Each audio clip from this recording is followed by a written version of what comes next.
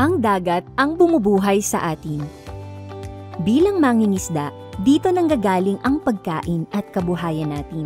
Ngunit kung tayo ay hindi rehistrado, mahihirapan tayong makakuha ng suporta, maprotektahan ang ating karapatan at mapangalagaan ng maayos ang yamang dagat laban sa iligal na pangingisda.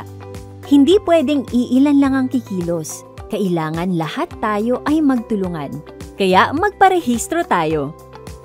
Mahalagang maging rehistrado ang bawat mangingisda at bangka at lisensyado ang mga gamit na pinanghuhuli ng isda.